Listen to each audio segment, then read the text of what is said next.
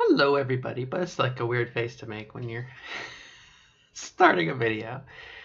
Hey everybody, it is June 1st, 2018. It is my day 2.022 and it is 2:45 in the afternoon and I am wearing my nightgown because I woke up this morning and um, just had a really bad crying fit, emotional grief, upset, turmoil, chaotic moment. And I used a mental health sick day today. And so I did try to do my job, and I just couldn't focus enough. So I finally got my act together. It took me 4 or 5 hours to do so, but I'm flying under my own power again. So I'm going to make a quick video just for the blog, the blog, the log, the vlog, the log, to log for the blog. Just a little bit about depression.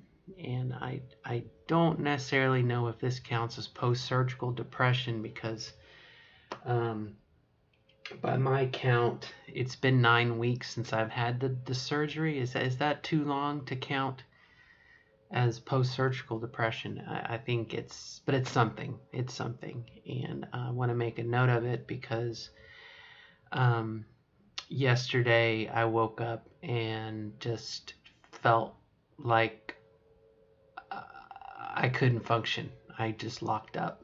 And much to my credit, I said, enough is enough. And I reached out and looked at my provider network, and with the help of my Humana behavioral health, was able to make an appointment with a counselor, a therapist, and I'll see them in a couple weeks. And I'm very, very thankful for that. I was afraid that, it'd be like, well, we can see you next month, in 4 weeks from now, or, So at most, if I can make it 10 days, then I will make it to that Friday and I will go and see. Actually, it's a Thursday. So I'm very, very happy for that, for a therapist. And as you know, usually your first therapist appointment is a bunch of, me, I. And so that's good. The other thing I was able to do was to get an appointment on Monday, coming up a couple days from now, with my head meds counselor, and to see about adjusting maybe my head meds a little bit. Obviously, something is wrong. Something is rotten in the state of Denmark, as Hamlet once said. I think it was Hamlet.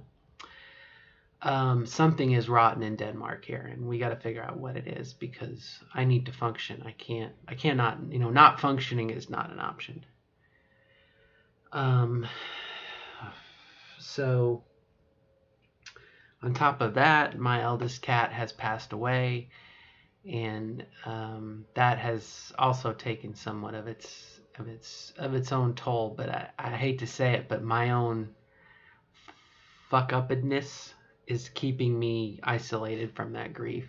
Um, you do what you got to do, and anyway, grief will happen when it happens. Can't rush grief. It happens when it happens.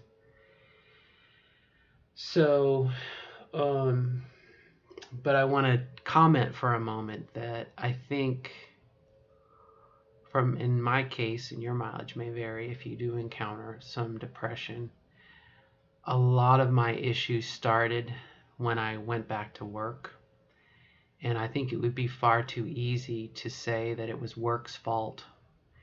I just think work was enough of a catalyst, or enough of a catalyst is probably a good word for it. It exacerbated probably a situation that was kind of working its way through.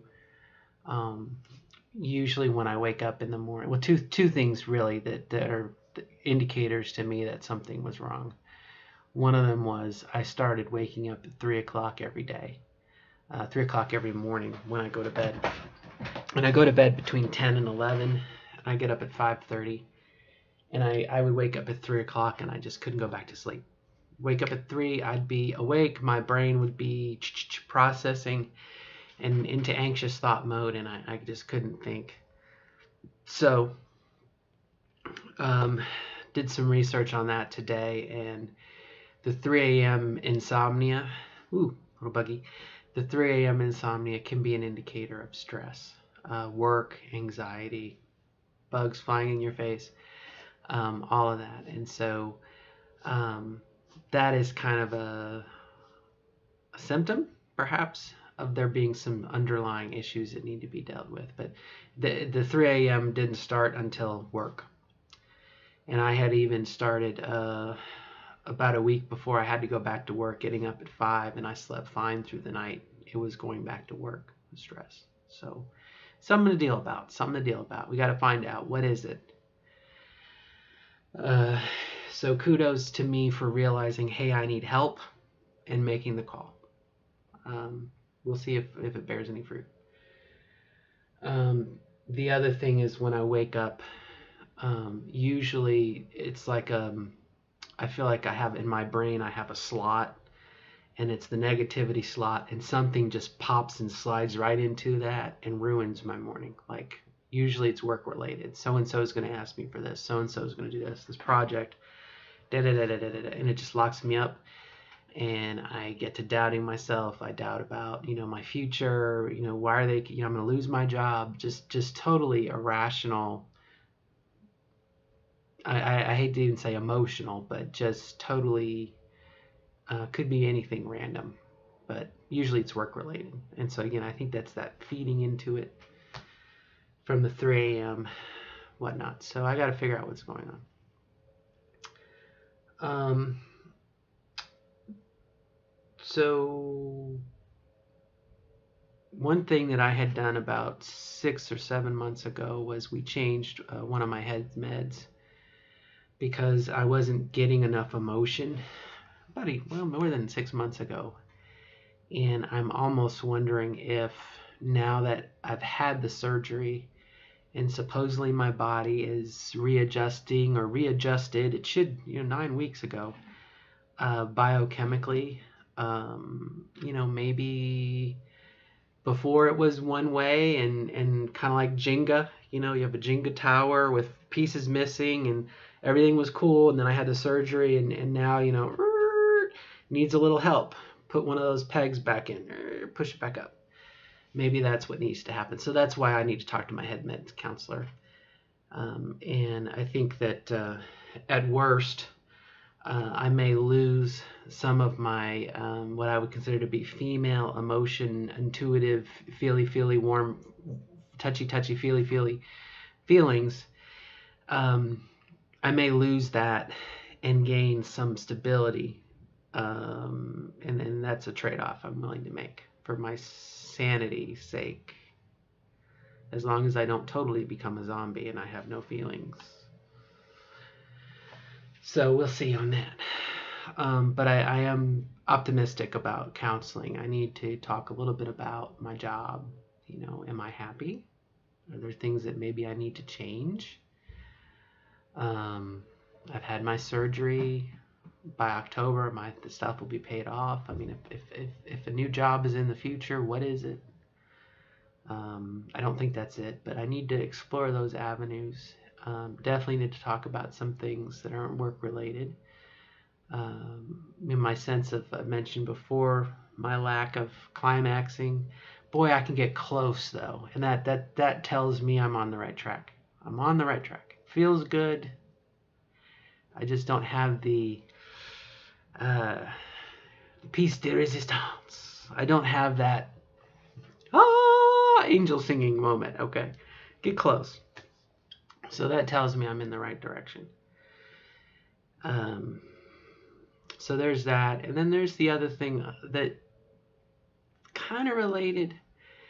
The idea of human touch, and I don't mean that sexually, but the idea of being with another human being who will give me comfort, hugging, confidence, someone who just is there to say, Karen, everything's going to come out okay. And you can get that from your friends to a certain degree, but I mean, this is kind of like soulmate, lair mate.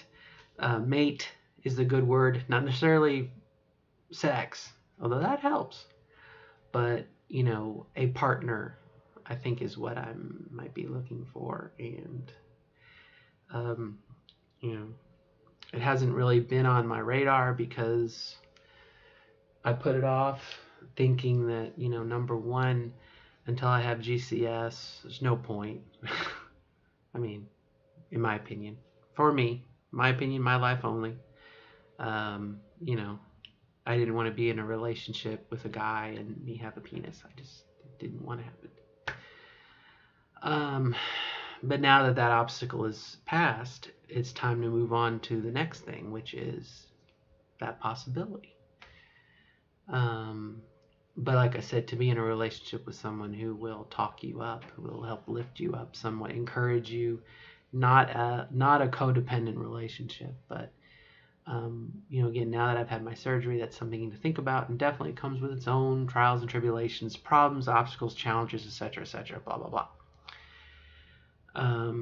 But also, with my daughter, she is getting older, and she doesn't need me like she used to. I'm still mommy. I mean, I'm mommy and daddy, but you know what I mean. As she gets her independence, um, and she begins to do things outside the nest, empty nest. That's where I'd like to meet somebody, and I know that I'm not going to meet somebody staying in my room. I have to leave the house. I have to go out into the world. Okay. On a happy note, I will share that I am a student now. I have submitted my tuition to the order of bards, ovates, and druids, and so I am a bard in training, which doesn't mean I'm going to be playing an instrument, although that's a possibility. That is just the first level of understanding. And so I will start my bardic training as soon as the materials come. And it reminded me of Bedknobs and Broomsticks, because whatever Professor Emilius, School of Witchcraft, it comes in the mail. This age that we live in, computers, they actually send you the course materials in the mail. And I think that's kind of anachronistic, or I don't know if that's the name for it, but I guess it makes sense. And I did, before I ordered it, I did Google a Google search. You can't find them on the internet, so I guess people, I guess they, and it's not cheap. I'll tell you that much. So yeah, I guess it's one of those things. Pay your dues. Pay your dues.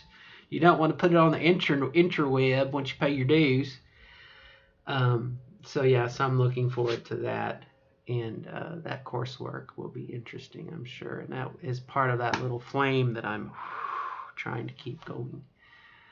But yeah, I'm definitely down with the bards, and I updated my my Witchvox profile to be a bard now, so that's cool. And I've come to terms with kind of some of my progress. It's, if you look at it from big picture, what is the difference between witchcraft and druidry, or Wicca and druidry? I say, can't we all just get along? And we can. We're all pagans, I think, but it's definitely a little more of a shift now from, I still think that the masculine and feminine energy, the god and the goddess from Wicca, goes through a little filter perhaps, or focusing a little more, focus your lens a little more. If you take the druid path, you're still looking at the god and the goddess and masculine and feminine energy. It's just a different, same concept, just a little different, a little closer to your own heart, by stars and stones. So we'll go from there. So anyway, I'm gonna get off my ass. I'm gonna go dilate. I'm gonna go paint a mini. I'm very excited. I get to be a bard in Miss Amber's game, and I got to work on my character a little bit. So on that note, I wish everyone the best of luck, and certainly This video blog is not an exercise in ego aggrandizement, although it does certainly help make me feel better when I rewatch videos to learn what I've done and how to do it differently and maybe better the next time. But it's just a blog of this process, and that was something that I did when I started out, and Lord knows it's got to be 500 some odd videos ago, but this process has lots of little steps to it, and you miss them when you watch somebody's transition, the music video, my transition. Still haven't made one of those. I don't think I need to, but there's so many little things, and I've been blessed with some good readers of this the YouTube channel who keep me honest, number one, who tell me when I'm full of shit.